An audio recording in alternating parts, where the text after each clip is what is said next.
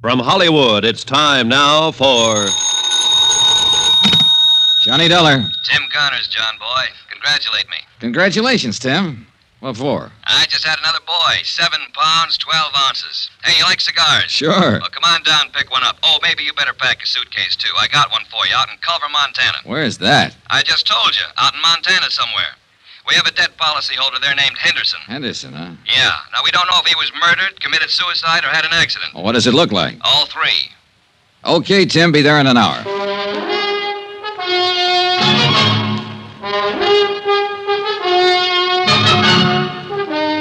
Tonight and every weekday night, Bob Bailey in the transcribed adventures of the man with the action-packed expense account, America's fabulous freelance insurance investigator. Yours truly, Johnny Dollar.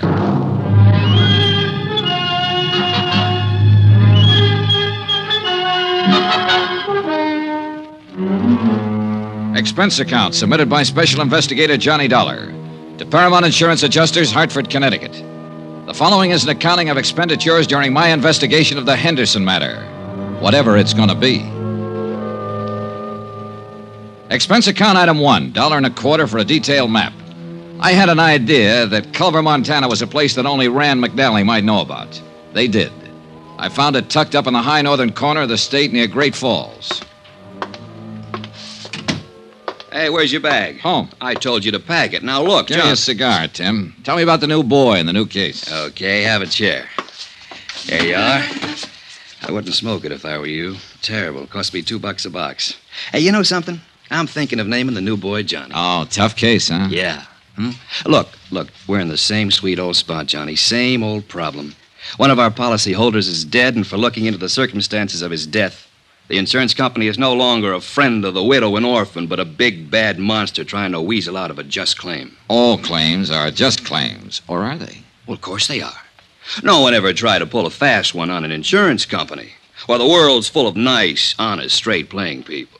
Now tell me about getting sandbagged in a poker game. Look, I want to get this out of the way and get back over to the hospital and see my wife.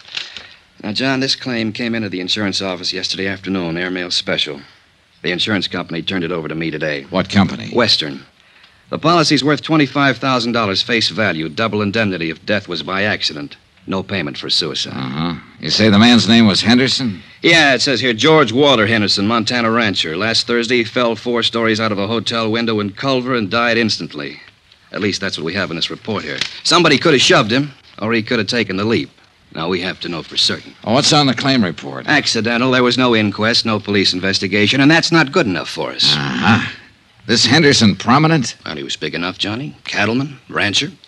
He was also a major stockholder in the only newspaper in Culver, so I doubt if his paper'd suggest suicide or anything else, do you? I don't know, Tim. I never met the editor. Well, meet him if you like. Talk to him. Talk to anybody in Culver. Find out what was what. This is a lousy cigar. Johnny, you know how to handle these things. We have to have more information than this. Have you tried to do anything on it at all? Yeah, I phoned the sheriff's office long distance and talked to a man named Holton, Eve Holton. He said he'd be happy to cooperate. What else? I phoned the beneficiary to get some information. Name's Pauline Henderson, his widow. Is she going to cooperate, too? I don't think so, pal. Huh? She hung up on me.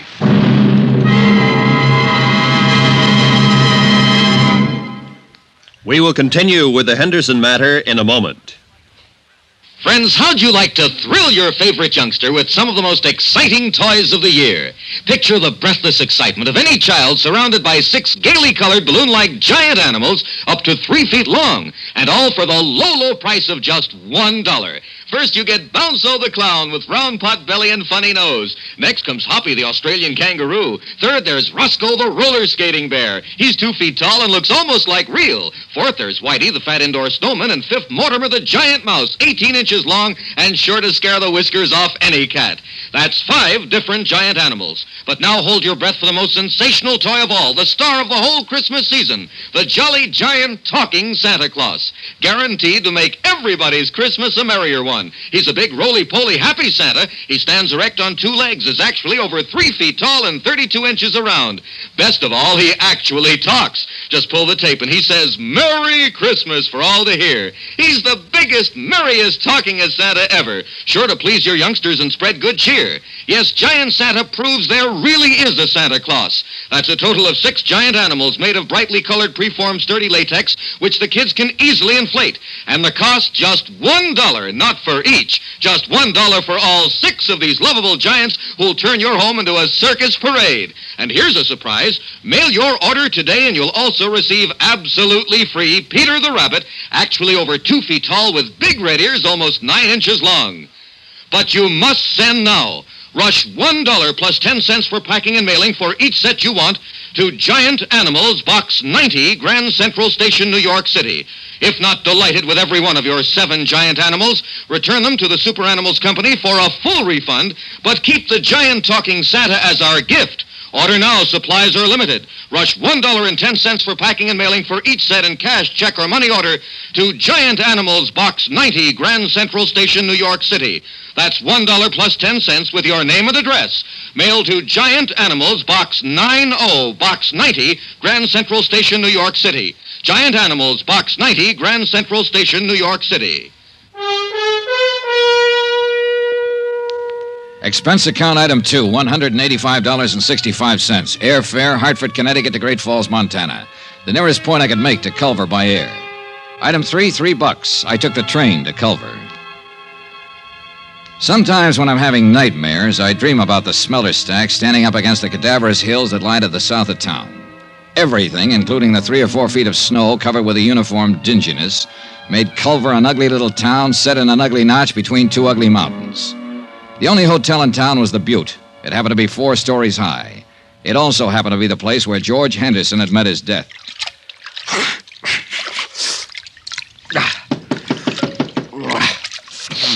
Okay, just a minute.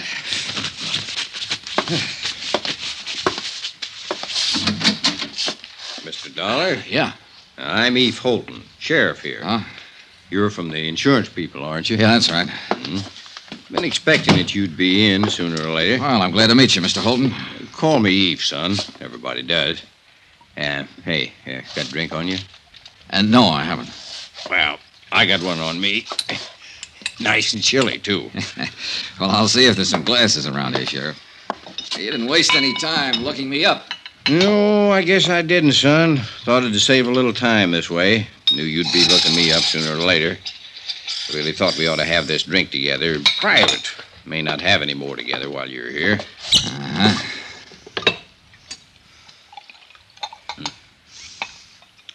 Well, health and happiness, boy. Same to you. Now, this drink we're having. This is in your room, and I'm just a fellow welcoming you to Culver.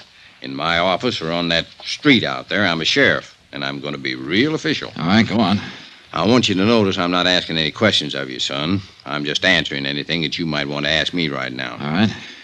You're going to have to plow ahead yourself on this one, pretty much alone.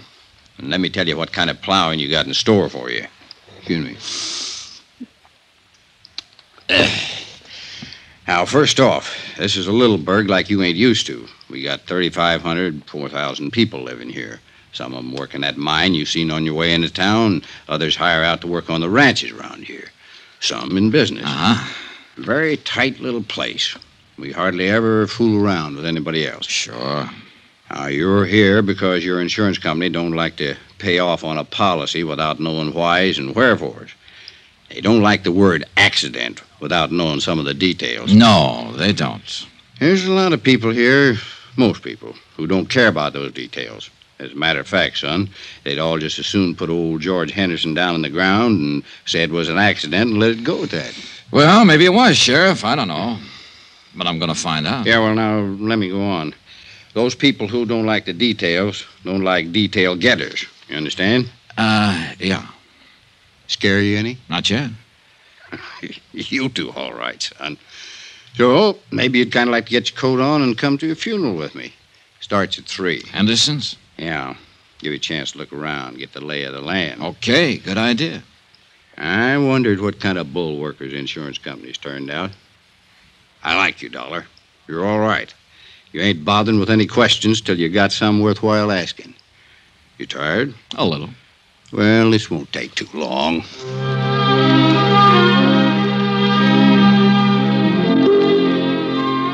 A half hour later, I was standing beside Sheriff Eve Holden on a flat-top hillside that served as a cemetery.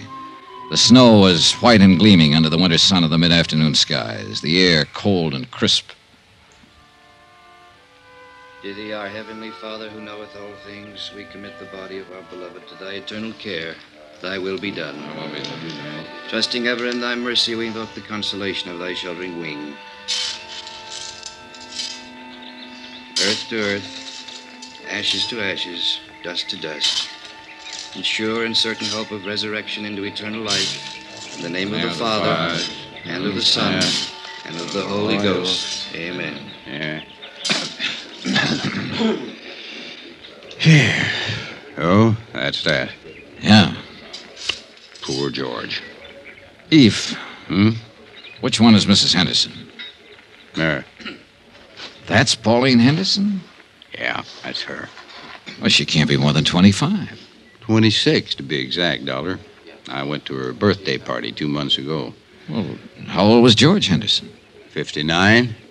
Went to his party, too. Yeah.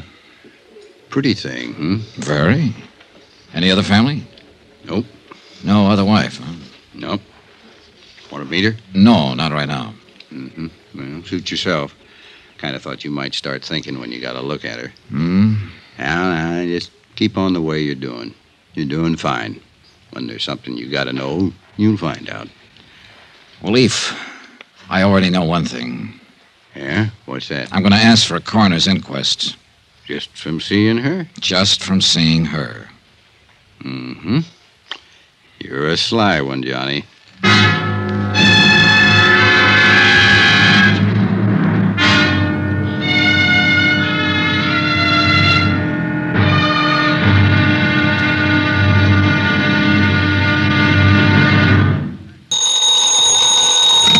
Johnny Dollar. Eve Holden, how are you this morning? Oh, pretty good, Sheriff. How about yourself? Oh, I'm fine, dandy. You were over at the City Hall this morning, huh? Yeah, that's right. I requested the coroner to conduct an inquest into the death of George Henderson. Yeah, I know. The coroner left it up to me. Huh? Yeah, came into my office and asked me if I had any reason to conduct an inquest into the death of George Henderson. I told him I didn't have any reason, but I'd do it if I was ordered to. Well, what happens now? Well, somebody'll have to decide whether there's going to be an inquest or not. Who? Mayor, I guess. I don't know. Anyhow, you stirred up some action, and you'll be getting it. Yeah, where? Just stay where you are, son. My guess is it'll come right to you. Expense account submitted by Special Investigator Johnny Dollar to Paramount Insurance Adjusters, Hartford, Connecticut. The following is an accounting of expenditures during my investigation of the Henderson matter.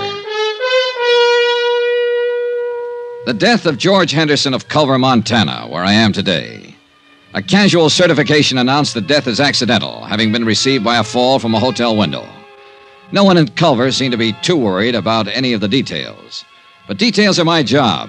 That's why I requested the coroner's office to conduct an inquest. I took Sheriff Holton's suggestion and waited to see what my request flushed up in the dingy-colored mountains of Culver. An hour later, my first bird winged up to my hotel room.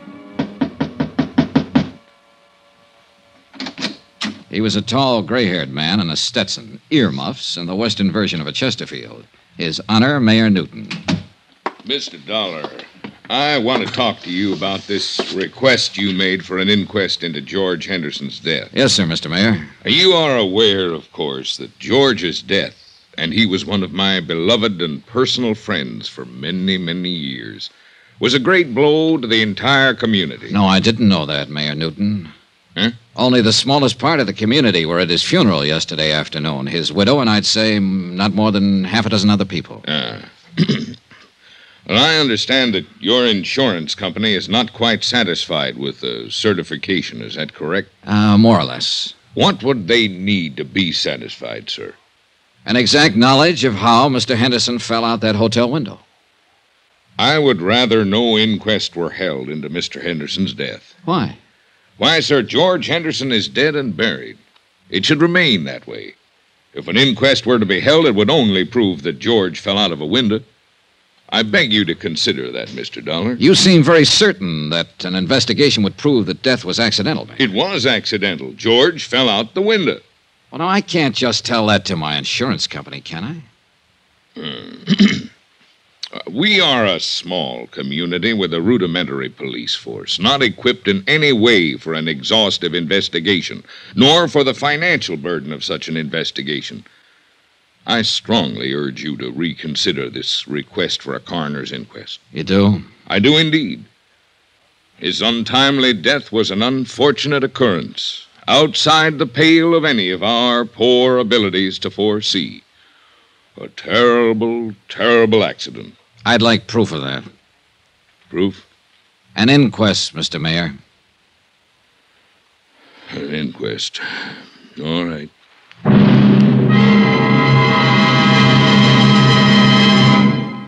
We will continue with the Henderson matter in a moment.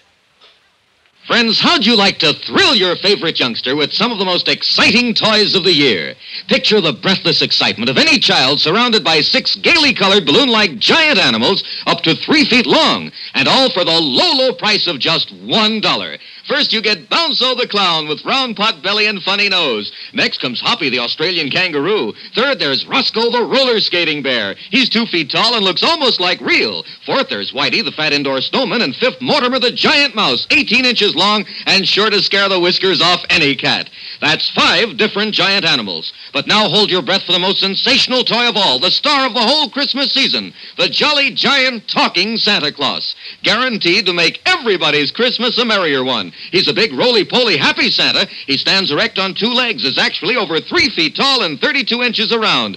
Best of all, he actually talks. Just pull the tape and he says, "Merry Christmas" for all to hear. He's the biggest, merriest, talkingest Santa ever. Sure to please your youngsters and spread good cheer. Yes, Giant Santa proves there really is a Santa Claus. That's a total of 6 giant animals made of brightly colored, preformed, sturdy latex, which the kids can easily inflate. And the cost just $1, not for each. Just $1 for all 6 of these lovable giants who'll turn your home into a circus parade. And here's a surprise. Mail your order today and you'll also receive absolutely free Peter the Rabbit, actually over 2 feet tall with big red ears almost 9 inches long. But you must send now. Rush $1 plus 10 cents for packing and mailing for each set you want to Giant Animals, Box 46, Grand Central Station, New York City. If not delighted with every one of your 7 giant animals, return them to the Super Animals Company for a full refund, but keep the giant talking Santa as our gift. Order now. Supplies are limited. Rush $1.10 for packing and mailing for each set in cash, check, or money order to Giant Animals, Box 46, Grand Central Station, New York City. That's $1 plus 10 cents with your name and address. Mail to Giant Animals, Box 46, Grand Central Station, New York City. Giant Animals, Box 46, Grand Central Station, New York City. My interview with Mayor Newton had convinced me that I'd get no real help from him in the Henderson matter. Quite the contrary. Expense account item 3, 20 cents, coffee. Myself and Sheriff Eve Holton. Well, you got it. Huh? At the direction of Mr. Jackson. That's our coroner. He deputized me temporarily to conduct an inquest. It's going to take place tomorrow morning, 9 o'clock, City Hall. Tomorrow, Sheriff. Room 207. Well, Eve, you won't have time to do anything. No, I guess I won't. Not much, anyhow. Oh, brother.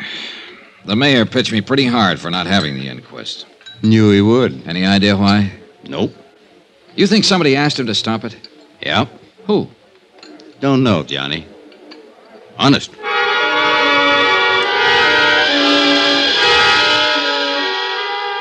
The next morning, I struggled my way against a belligerent north wind to City Hall and the inquest, if you could call it that. I sat in the back of the room and listened while a Dr. Horace Nam assured the 6-man jury that George Henderson was quite dead when he was called out of his office and examined him on the street. Dr. Nam reckoned George had died from a broken neck. An ancient bellhop, a desk clerk, and a chambermaid gave their versions of what had happened the day Henderson fell out the window. You swear to tell the truth, the whole truth, so help you God? I do, Sheriff. I'm the acting coroner today, Miss Copley. Sit down. Now, when did you see Mr. Henderson last? Last Thursday morning. Where was this, Miss Cubley? At the Butte Hotel. Mm-hmm. You know what time of the morning it was? About 10 o'clock. I went in to make his bed and straighten up his room. I see. I made his bed while he worked on some papers there, and then I left. Did you see him after that? No, sir. You didn't see him come downstairs for breakfast or anything? No, sir. Do you know if anybody went up to see him? I believe I saw Mrs. Henderson in the lobby after that. Do you see Mrs. Henderson in this room? Yes, sir. I believe that's Mrs. Henderson over there. No, that's Mrs. Henderson. Now, do you know if Mrs. Henderson visited Mr. Henderson in his room? No, sir. I don't know that. Miss Cubley, did you happen to notice if anyone else went up to Mr. Henderson's room that morning? No, sir. It went on all morning long. Sheriff Holton, acting in the coroner's position, questioned person after person. All had more or less the same vague knowledge concerning George Henderson's death. I was most interested in Pauline Henderson's testimony. Now then, Mrs. Henderson, when did you last see your husband? Thursday. I went to see him about noon, maybe a little before. Where did you see him, Miss Henderson? At the Butte Hotel, in his room there. The same room he occupied prior to his death? Of course. The same room from which he fell? Yes. Were you alone when you went to see him, Mrs. Henderson? Yes. I must have left before 12:30. I had an appointment at the dentist. And that was the last time you saw your husband alive? Yes. I was still in the dentist's chair when they told me he'd fallen out the window.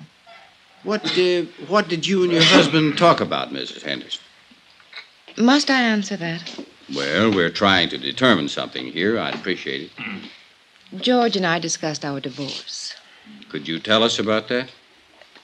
George and I decided to part about a month ago. He moved out of the house and moved into the hotel. Mm-hmm. Outside of the divorce, were you on good terms? Oh, yes, we've always been on good terms. Mrs. Henderson, do you think there's a chance that he might have thrown himself out that window? Mrs. Henderson, do you think he might have thrown himself out that window? No. At least not over us, if that's what you mean. As far as you knew, was your husband in good health? Yes, he was. You happen to know when he was examined last? Oh, a month or so ago. He was in perfect health. One more thing. Did Mr. Henderson drink? Yes. Did he drink that morning with you? I think he had a couple of drinks. Yes, he had a drink or two while we were talking. He could have stumbled to that window. The clothes were New York, the perfume Paris, the jewelry Tiffany's. The look, you might expect it on the Riviera, where everybody tries to act bored with too many good things in life. Her dress, black for the occasion of death, was cut too well and too carefully for her to pass as a grieving widow. She answered the questions without hesitation or emotion. 15 minutes later, the jury brought in the expected verdict. Therefore, it is the opinion of this jury that the said deceased, George Walter Henderson, came to his death as a result of injuries incurred in a fall from the 4th floor of the Butte Hotel at or about 12:45 p.m. on the 19th day of this month.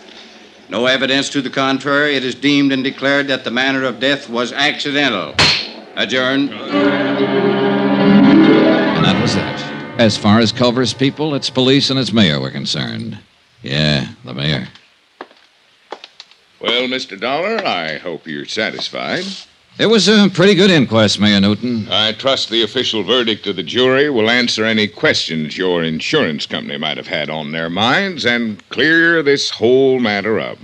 I'll forward it to them and tell them the circumstances under which the inquest was conducted, Mr. Mayor. Satisfactory, I trust. No, but it served a purpose. Now that everybody thinks it was an accident, everybody will breathe easier. Certainly. Yeah. If everybody's relaxing like that, somebody's going to get careless. See you, Mr. Mayor.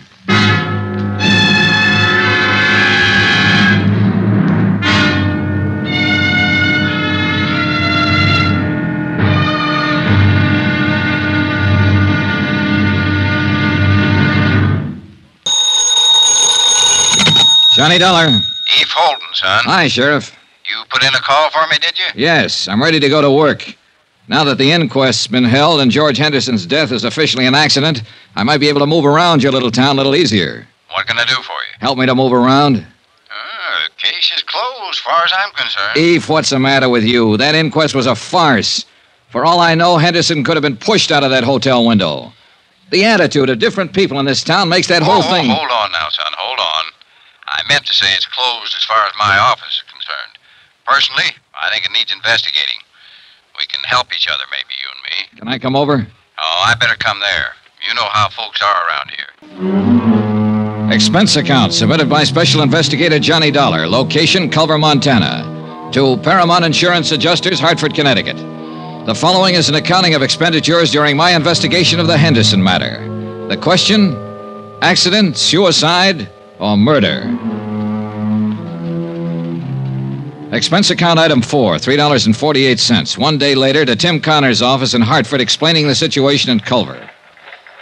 I'll read it back to you, Mr. Dollar. Mr. Tim Connors, Paramount Insurance Adjusters, Hartford, Connecticut. Coroner's inquest into death of George Henderson, policy number EMP-196667, found death to be accidental. In my opinion, the inquest was not thorough. Have decided to stay on in Culver and conduct my own investigation. If any change, please advise via Western Union, Butte Hotel, Culver. Am forwarding copy of coroner's verdict this date. Best regards, Dollar. Correct? Okay. Oh, Mr. Dollar. Good luck. Yeah, sure. Expense account item 5, 68 cents, postage. I mailed a copy of the coroner's verdict to Hartford, airmail special. After that, I went back to my hotel to wait for the sheriff, Eve Holton. Come on in, Eve. Oh. Hello. Hello. Mr. Dollar, my name's Porter. I'm the manager of this hotel. Oh, well, come in, Mr. Porter. I can't right now. I've got some other things to attend to. Well, anything I can do for you, Mr. Porter? I'm going to have to ask you for your room, Mr. Dollar. Oh? When? Today. Any particular reason? We're all filled up. The room's been reserved for 6 weeks. By whom? What? Who reserved it? Why, a man from Bozeman. It's a sort of convention. Sort of convention? What kind of convention is that, Mr. Porter? Look, Mr. Dollar, you'll have to leave this room today. The man's coming in tonight. Aha. And there's no other hotel in town? That's the way it is, Mr. Dollar. No other place to stay? No. So I have to pack my bags and get out of town, is that it? I must have the room, Mr. Dollar. Who asked you to say you wanted the room, Mr. Porter? Who asked you to come here and kick me out? Why, no one. Well, you go back to no one, Mr. Porter, and you tell no one that I'm staying right here in this room here in Culver until I finish what I have to do here. You tell that to no one, will you? Mr. Dollar, I'd hate to call the police. Go ahead, Mr. Porter. Be sure and tell them about the sort of convention you're having and how all the rooms are sold out. Tell them about Mr. No One and tell them I called your bluff. Anything else, Mr. Porter? I was at the stage where I was beginning to take notes for myself. Note 1, the mayor didn't want to have an inquest into the death of George Henderson. Note 2, when they did have an inquest, they didn't want to really find out anything. Note 3, Mr. Hotel Manager wanted me to keep on not finding out anything by getting me out of town. I explained all of this to Eve Holton when he showed up a half an hour later. Well, kind of tight, isn't it? I don't know what that means, Sheriff, but it's pretty stupid. Yeah, it's stupid, son, but it could be effective. Now, I'll tell you what. If Porter calls the police, I'm the police, so don't worry about that. I'll hem him and haw him. All right, thanks. Now then, tell me how much your insurance company's stuck for. $50,000 if Henderson's death goes by as an accident. The good book says that's what it was. I know. There's a chance, too, he had a heart failure and fell out of that window. No, sure. Always a chance. We might have to dig him up and find out, Sheriff. Oop, no, hold on. Autopsies and digging people up is one thing you'd have a hard time doing around here. I might insist on it. I don't know. We'll let that go for now. Say, tell me about Mrs. Henderson. Where's she from? Here. Right here in Culver. Now, she didn't get that mink coat and those diamonds she was wearing at the inquest in Culver. More important, she didn't get that continental look here either. So what's the story? Well, her name was Pauline Underwood before she married George. Born and raised right here in Culver. Of course, she went to school in the East, and she's been in Europe a couple of times, but most of her life's been right here. She is a mighty pretty widow. And a mighty rich one, too. Henderson had it. I know. This divorce she talked about at the inquest yesterday. Well, everybody in town knew they weren't getting along, never did get along. How could he? Pauline's 26 and George is 59. He could have been her father. As a matter of fact, he almost was. Well, tell me about that. You got a drink? Oh, yeah. Well, George raised Pauline from the time she was 14. He paid for all her schooling and growing up. She didn't have any folks after her old man died. George was pretty good to her. He sure was. Was he a friend of her parents? Well, Tom Underwood worked out at the ranch for George. When he died, there was Pauline standing there. Oh, yeah. Oh, thanks. And she eventually married him and his money, huh? Well, I wouldn't put it that way exactly. I think she liked him. Now, I've gone over what you're thinking, son. Those two were talking about divorce for some time. The papers had been drawn up for a settlement. She'd have got a lot of alimony and so on. Oh, Pauline had no call to push him out that window or have him pushed out. At least not for money. All right. Suppose he didn't want a divorce. Suppose he loved her and she came to the hotel room that morning and he pleaded with her to try all over again. Suppose she said no. Suppose she said no in a great big cold way. And George Henderson sat there and thought about it after she left. And he got sick all over and he walked over to that window and... Suicide? What do you think? You knew him. He wasn't the suicide type, Oh, son. nobody's the suicide type until they come to the end of the line, Eve. Then it's too late to interview them and ask them how they got there.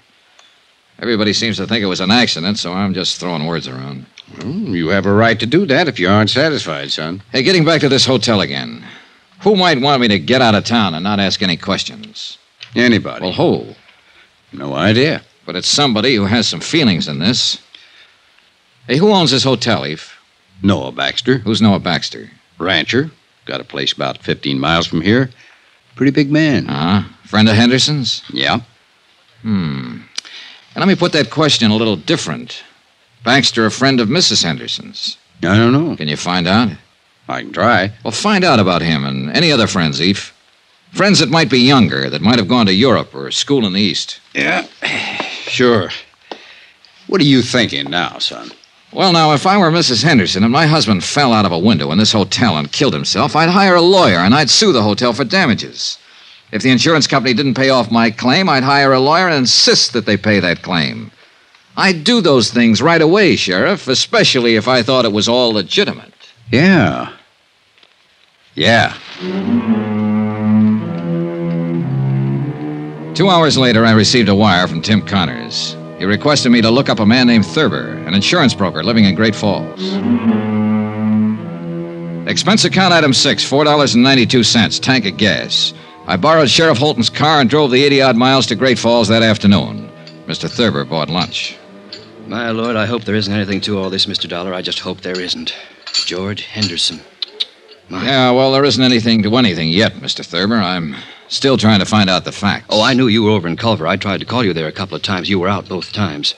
Finally, I put in a call to the home office in Hartford. I talked to this man, Connors, with the adjustment agency. Yeah. You see, Mr. Dollar, it's like this. I've been over in Jackson Hole for 5 days now hunting duck.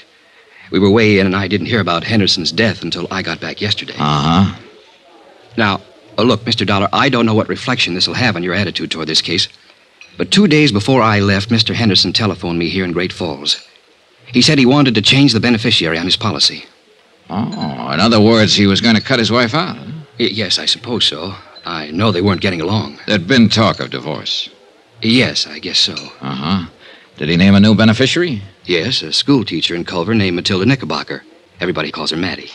What was his connection with her? None that I know of. I think it was just a name for him to throw in until he could decide on another beneficiary. Why, he didn't have... Wait a minute. Maddie Knickerbocker. Just a school teacher. Everybody knows her.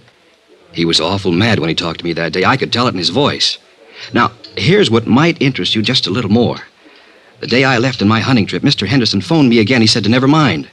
Mrs. Henderson was still his beneficiary. Had you changed the policies yet? No. Are you sure it was Henderson who telephoned you? Well, yes, I think it was him. Do you remember when you got the call? Oh, somewhere around noon, a little later, I guess. He died between 12:30 and 1.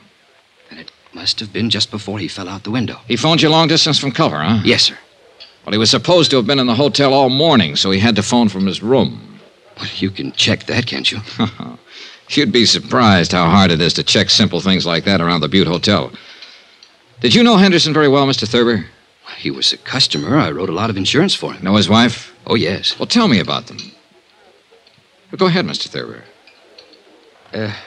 Now, look, accidents rarely have reason behind them. Suicides and murders always do. You don't think it was an accident? Well, let's say I've heard enough and seen enough to make it a draw so far. Go ahead, tell me about him. And I wish I was married to Mrs. Henderson. I wish she could see me.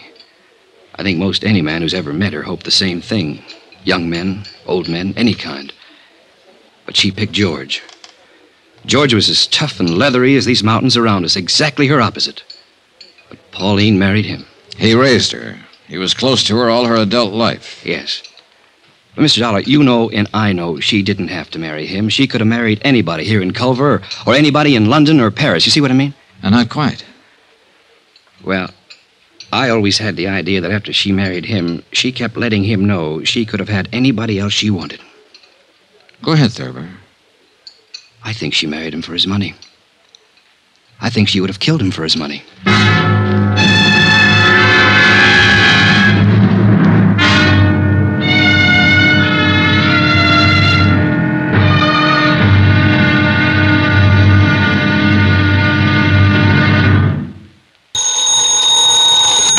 Johnny Dollar.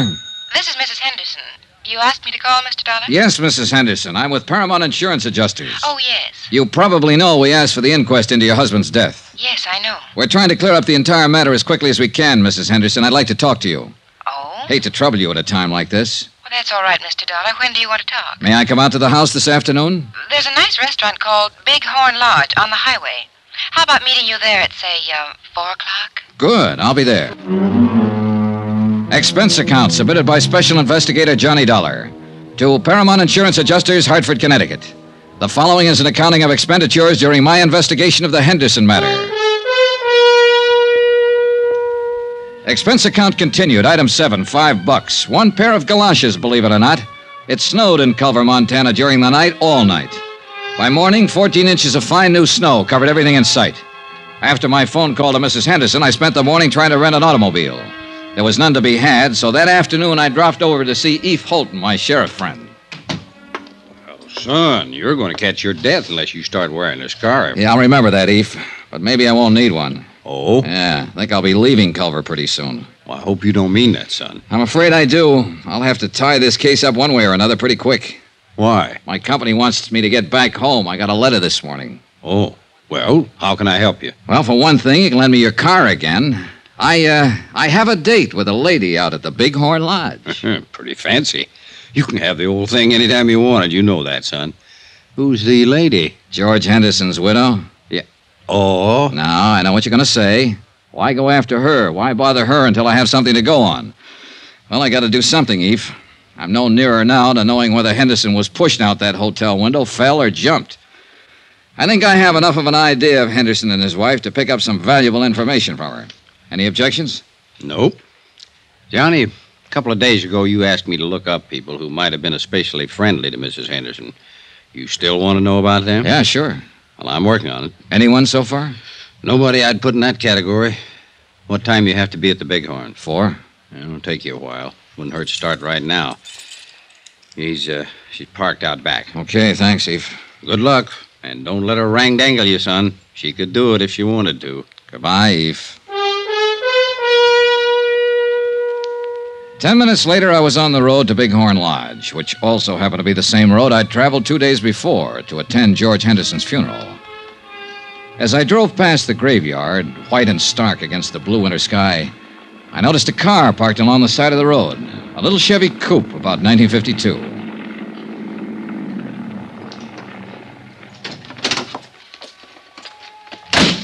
There was the figure of a woman, all alone, standing by George Henderson's fresh grave. Her head was bowed. She didn't notice me as I walked up. A gray-haired woman, about 45, slight, delicate, gentle. Oh, I'm sorry. I didn't mean to start it. Oh, that's all right. Must be getting late. Dear, it is. Do I know you? Why, I don't know. I'm Mattie Knickerbocker. The name had startled me. The day before, an insurance broker in Great Falls had mentioned her. Told me that George Henderson had named her his beneficiary, then changed his mind a few minutes before he died. Your name's not Campbell, is it? No, Johnny Dollar. Oh, Johnny Dollar. You remind me of a boy I had in one of my classes once, Torrey Campbell. Oh, you're a teacher, Miss Knickerbocker? Yes. Everybody knows me, I think. Or at least I flatter myself that way. Well, I should be going. I knew Mr. Henderson, too. Oh? He was a wonderful man, George. He was very dear to me. I'll find it difficult getting used to the fact that he'll never be around anymore. George had a wonderful laugh, didn't he? Yes, yes, he did, Mrs. Knickerbocker. I never really thought that he ever grew up. Of course, you knew him in a business way, and I'm sure he was very, very grown up in business. But it doesn't hurt to think of him this way now, does it? I don't think so, Miss Knickerbocker. I didn't come to his funeral. I didn't think I could bear it. I thought I'd just drive out this afternoon and say goodbye by myself. Well, I apologize for interrupting you. Not at all, please. Funny little things. The birds in the snow. Oh. Such tiny, wonderful little things. A little bit of God in each of them, Mr. Dollar, wouldn't you say? Yes, ma'am. I don't know why. I think George would like to know they're here, near him. Miss Knickerbocker, I have to tell you... No, you don't, Mr. Dollar. I know who you really are. Everyone in town knows. You seem like a nice young man. Was it curiosity that made you stop your car? Yeah, I suppose so. I apologize. Oh, you needn't. I'm just an old friend of George's, saying goodbye to him. Good afternoon, Mr. Dollar. Goodbye. Talking to Mattie Knickerbocker, I felt that for the first time, somebody, namely Mattie, had talked frankly and truthfully about George Henderson. I was still thinking of the frail, drab little woman with the nice blue eyes when I met Pauline Henderson at the Bighorn Lodge. What are these matters you want to clear up, Mr. Dollar? Oh, just some doubts in my mind about your husband's death. What do you drink? Pernod. Pernod. I learned to like it in France. All right. One Pernod, bourbon, a little water on the side. Yes, sir. You sound like George when you order. Hey, I like your Bighorn Lodge. And I have to say, when it's elegant in the West, it's elegant. I'd like a light, please. Oh, sorry. Sure. Thank you. Mrs. Henderson, do you mind if I don't stall any longer with the drinks, the smokes, and the compliments? I'm surprised you've stalled this long. I've heard you're a very blunt and impulsive man. I spoke to an insurance agent named Thurber yesterday in Great Falls. Your husband's agent. Mr. Thurber told me that your husband wanted to name a new beneficiary last week. Really? Yeah. He named Matilda Knickerbocker. Mattie Knickerbocker. I'm not surprised, I suppose. Mattie's a lovely woman. I know George was very fond of her. Mr. Thurber also told me that Mr. Henderson changed his mind about that the day he died.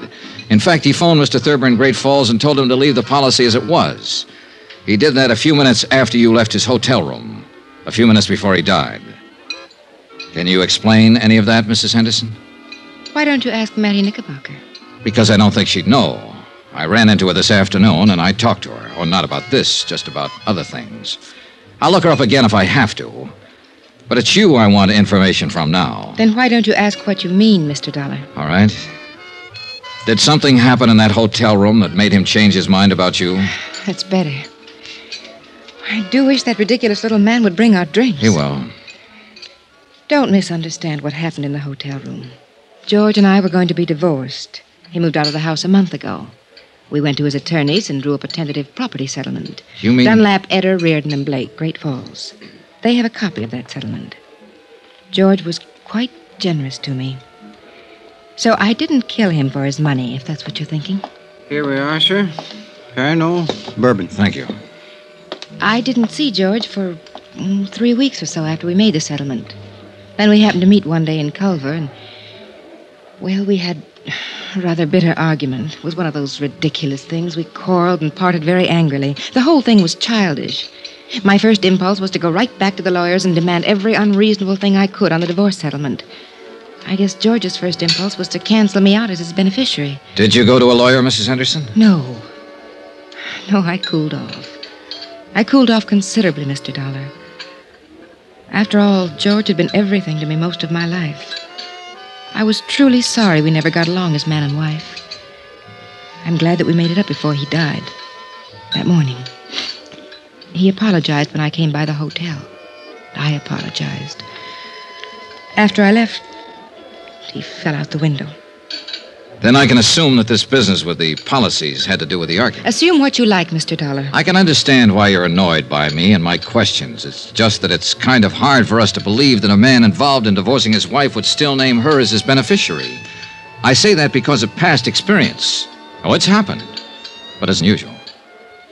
I could have told you that we were reconciled that day in the hotel, that we were going to drop the whole divorce matter, and that George was coming back to the house to live. Yes, you could have told me that, Mrs. Henderson. Mr. Connors in our home office in Hartford called you a few days ago. You hung up on him. Why? Well, I was very upset. I've never been a widow before. Uh-huh. I believe you, Mrs. Henderson. Sitting here like this. You're a lovely person, and I know it. And you know it. And this is a pretty nice place to conduct business. Why didn't you ask me to your home? I preferred to talk to you here. That's what I thought. I saved all the did your husband have any enemies and did he seem depressed questions for another time. But before I went to bed that night, I read and reread Mrs. Henderson's testimony given at the coroner's inquest. The next morning, I interviewed all of the people at the Butte Hotel who'd been on duty the day Henderson fell out the window. After that, I dropped in to see Eve Holton. Here it is, Johnny, right here. Personal effects of the deceased included 4 suits of men's clothing, 14 shirts, 5 pairs of hosiery. Was there a bottle in that room, Sheriff? Liquor? Yeah.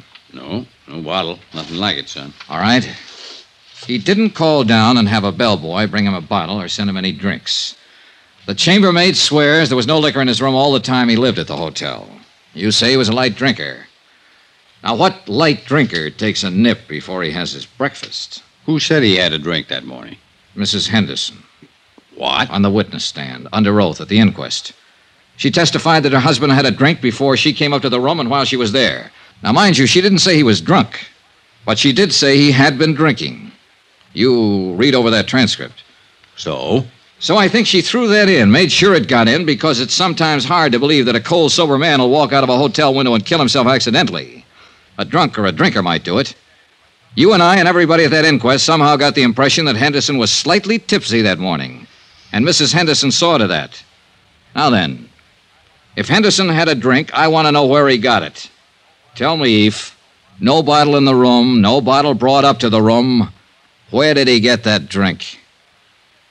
That's a pretty good question, son.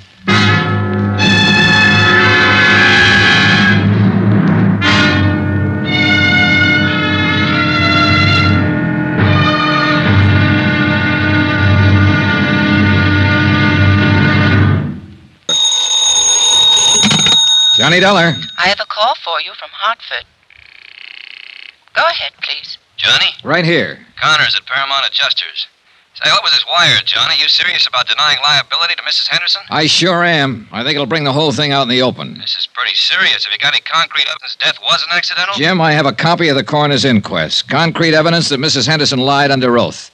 She said her husband was drinking the morning he died. Everybody here believed he was a little crocked when he fell out that hotel window.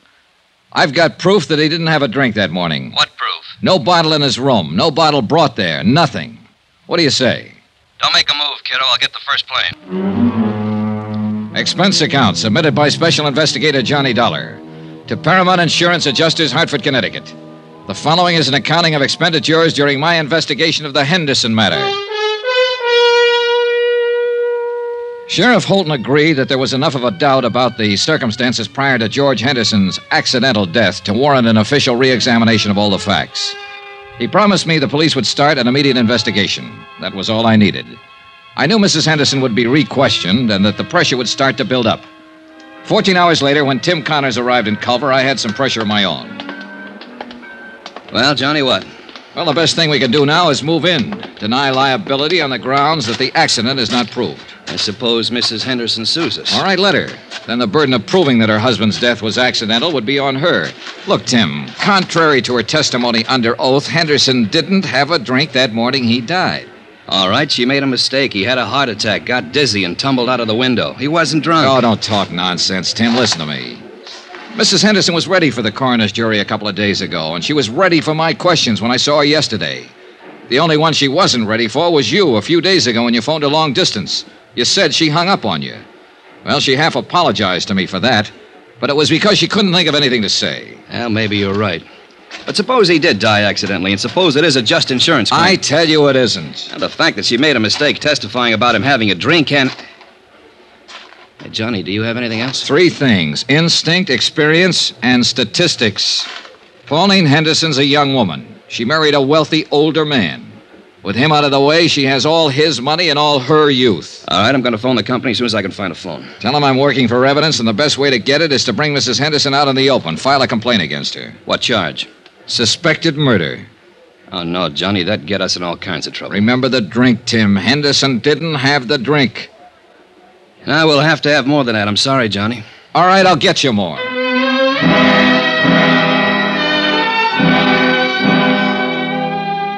An hour later, I was with Sheriff Holden comparing notes. He reported that after questioning Mrs. Henderson, she admitted she might have been mistaken about Henderson drinking the morning of his death. She wasn't sure. But Eve Holton said what we both were thinking. You went in front of the coroner's jury and gave a misleading impression, son. Made us think that George was drunk and stumbled out the window. Well, we better find out who helped her pull this off. Sheriff Holton had every man in his office working on the case by then. It was a long, tedious job of combing over everything in Pauline Henderson's background to find a possible accomplice. About 5 in the afternoon, I drove to the Henderson ranch with Holton. Mrs. Henderson was out, but we interviewed one of the servants. That's right, sir. Once or twice a week. Uh-huh. You know where she drove to on these trips? I have no idea. Mrs. Henderson get up early in the morning, be gone all day. How do you know she went out of town? Well, she generally take a small suitcase with her, change of clothes. You don't take those when you're visiting a friend in town, do you? Tell us what car she'd use on these trips. The Cadillac. Always come back covered with mud and ice. Always have to be washed up. Mr. Henderson used to complain about that. About the car being dirty? About the trips, mostly. He and Mrs. Henderson had some pretty good arguments about him. He'd say Mrs. Henderson shouldn't visit that man. What man? Just that man. I never knew who it was they argued about. You've known Mrs. Henderson quite a long time, huh? Yes, sir. Knew her when she was a little girl, when she first came here. Saw her grow up, go away to school, go away to Europe, come back a little more grown up and a little different every time. Were you surprised when Mr. Henderson married her? Well, no. Well, yes, guess I was. Because she was so much younger? Not that so much. I mean, well, Mr. Henderson, he had something about the plains and cattle and the mountains about him. When he moved, it was as big as all them things. And Mrs. Henderson was different. She didn't fit in here? Is that what you're trying to say? I think she fit. Not like him, though. Before they were married, they were sort of like good friends. I mean, they'd ride horses and go hunting and laugh and talk about different things. Mrs. Henderson, she traveled Europe, saw so many things and places in the world. She fit here, but then she didn't belong here. I feel awful about Mr. Henderson's being dead. If there was anything wrong with the way he died, I'd like it to be fixed. Mrs. Henderson will probably fire me for talking like this, but I don't care. This house isn't the same no more.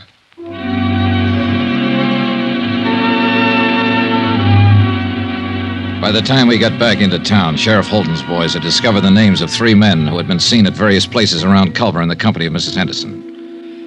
Rod Tyler. Oh, who's he? Mining engineer. He's been away from here for over a year now. See, now, here's another one, Sam Pollard. Sam died 6 months ago. Hey. What? Noah Baxter. Noah Baxter.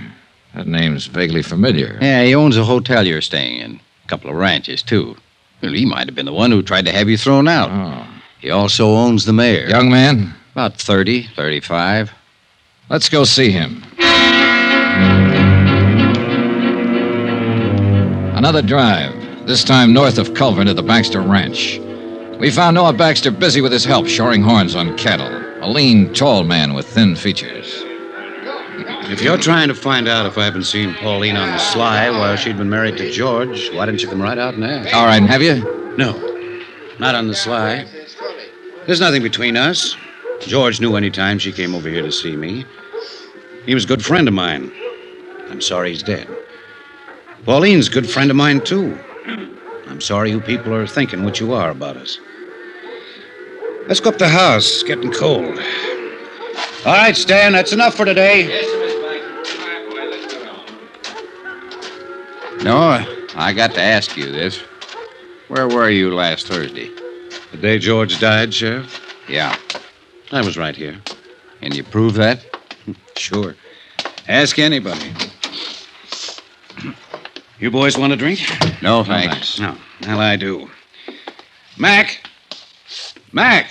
I can get it myself. When was the last time you were in Culver, Mr. Baxter? 3-4 weeks ago. My cook and the others handle what supplies we need. Do you mind if we talk to some of your help around here? No. What do you want to talk to him about? About last Thursday, about what happened when Mrs. Henderson came here to visit? It wouldn't look good if she came here to visit me, would it? Well, that depends on the circumstances, no? Huh. She'd come and sit there and read and look at some of those paintings. We'd talk when I had time. Anything wrong with that? No. Mr. Baxter, I think I ought to tell you, I've asked my company to file a complaint against Mrs. Henderson. Suspicion of murder. Oh. I'd like to tell you something.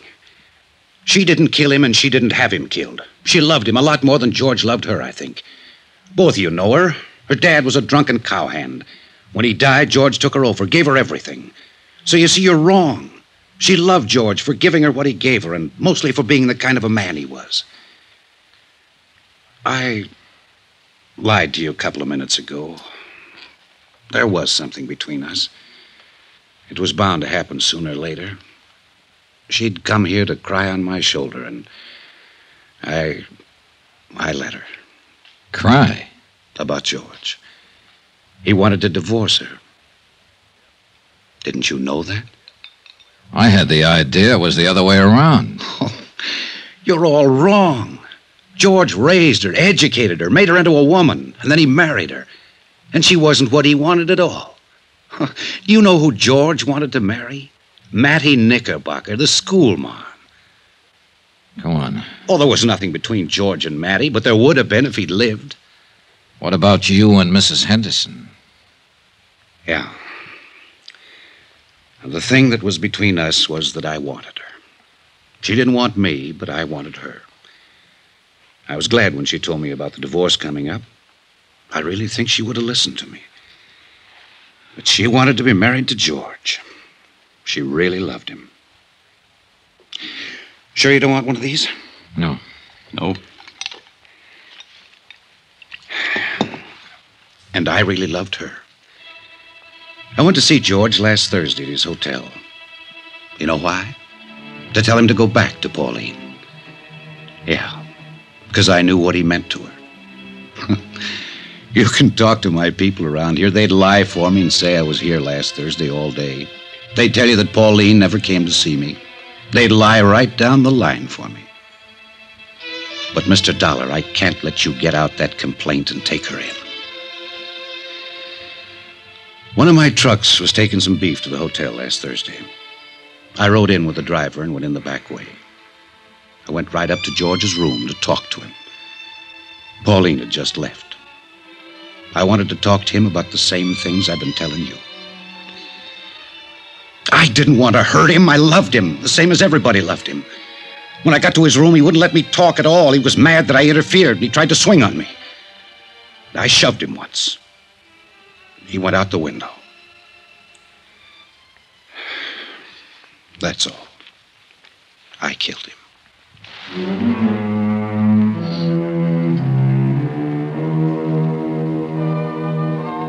Expense account, item 8, $58.15, hotel and food while in Culver, Montana. Item 9, same as item 2, transportation by train and plane back to Hartford. Item 10, $88, miscellaneous. Expense account total, $802.50. Remarks? We still had to pay double indemnity. Mattie Knickerbocker, Pauline Henderson, Noah Baxter, they'll pay another way. With the hurt that comes to nice people. Yours truly, Johnny Dollar.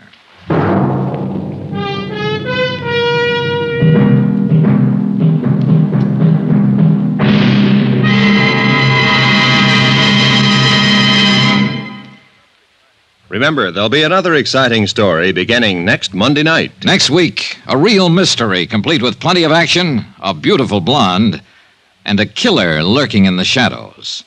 Join us, won't you? Yours truly, Johnny Dollar.